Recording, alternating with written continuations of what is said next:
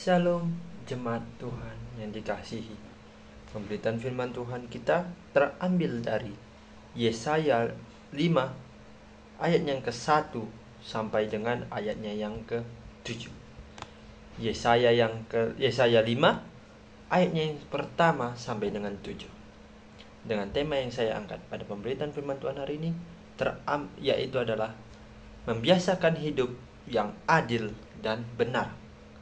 Sekali lagi, membiasakan hidup yang adil dan benar. Begini pemberitaan firman Tuhan dengan judul perikop, nyanyian tentang kebun anggur. Aku hendak menyanyikan nyanyian tentang kekasihku, nyanyian kekasihku tentang kebun anggurnya.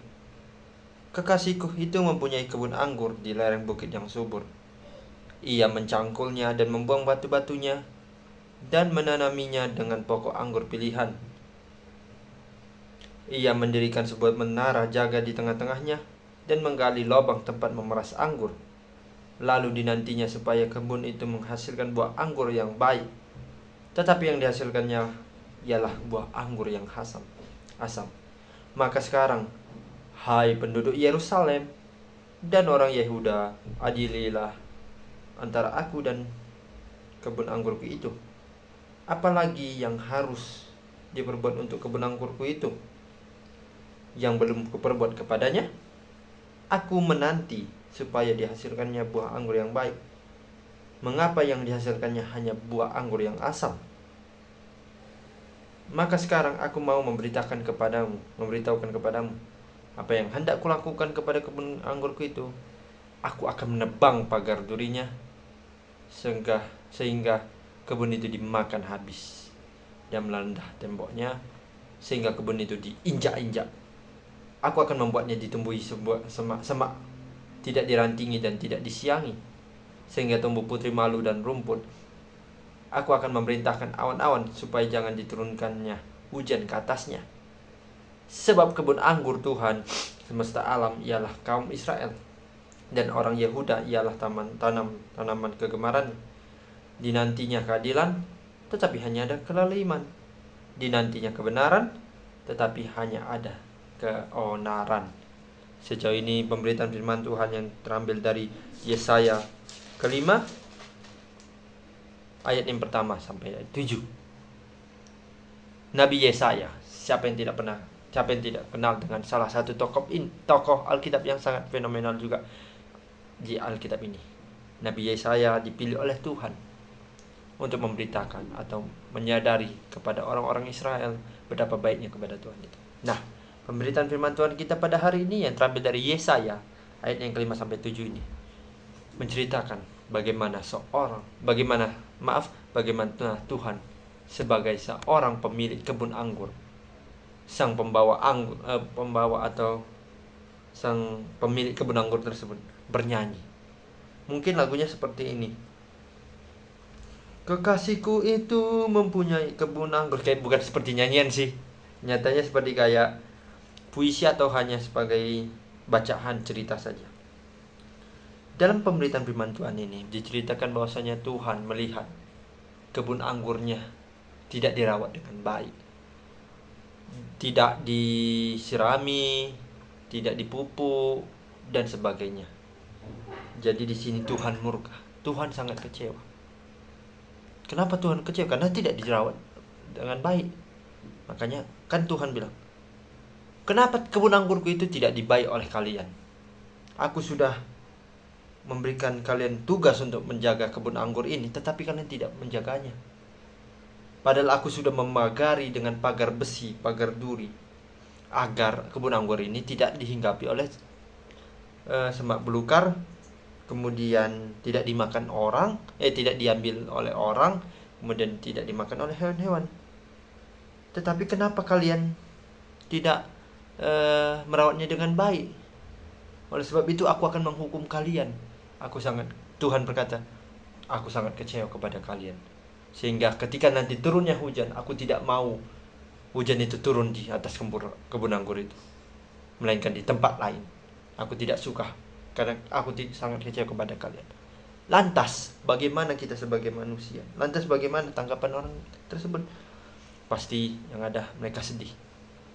Dan mereka berkata dalam hati, mengapa sih dari dulu harusnya aku sudah merawatnya dengan baik, tetapi kenapa aku harus bermalas-malasan dan tidak memperdulikan kebun anggur yang dititipkan oleh Tuhan kepadaku.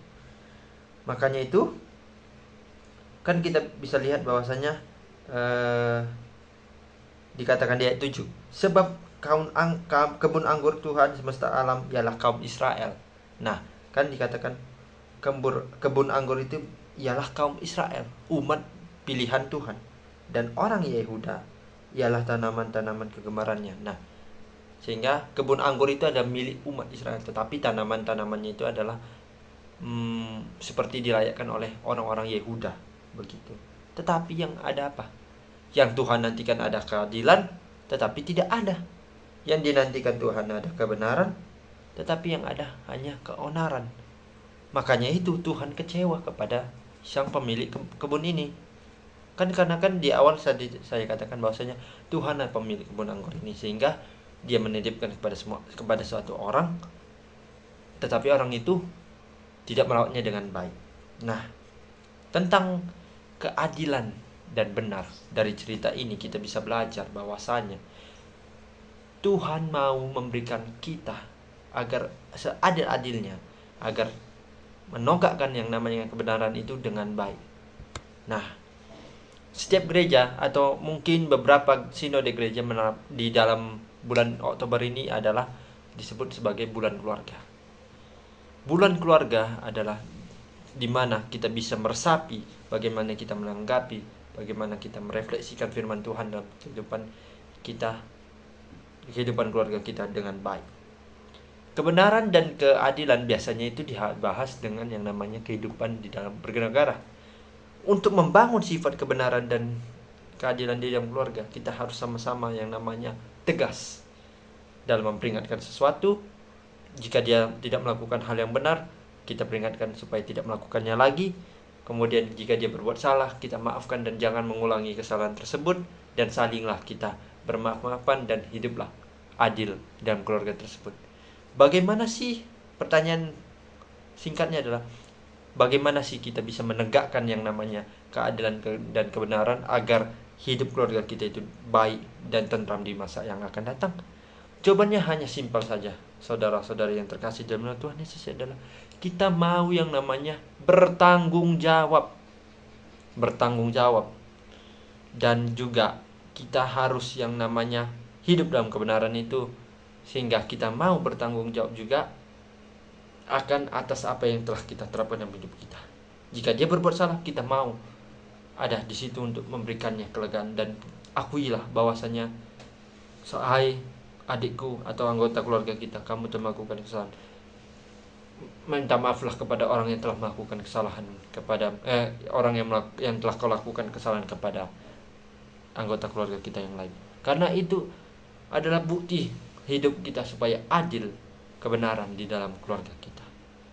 Mari kita membiasakan diri di dalam hidup kita seperti nyanyian atau pemberitaan firman Tuhan kita ini, untuk supaya hiduplah dalam adil dan benar di mata Tuhan, sehingga Tuhan akan menyertai kita semua, menyertai kehidupan kita dimanapun kita berada.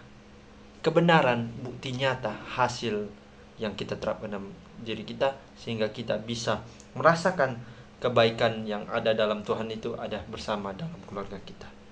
Hidup tegas itu baik, tetapi jangan berlebihan. Tetapi yang diinginkan oleh Tuhan sendiri adalah hidup tegas untuk melakukan hal pembenaran. Cinta akan Kristus berarti cinta akan keluarga kita. Sesama anggota keluarga, hiduplah dengan baik, hiduplah dengan tentram, damai, sejahtera, agar terjalinlah komunikasi dan relasi yang baik antara keluarga, dan sehingga juga tidak ada yang namanya keonaran, tidak ada yang namanya tinggi hati, yang tidak ada yang namanya merasa seperti kayak merasa paling benar. Tetapi sama-samalah kita di dalam keluarga tersebut saling berefleksi, saling berpikir jernih, dan berkata-katalah dengan baik, sehingga terwujudlah hasil pembenaran dan keadilan dalam diri kita sendiri.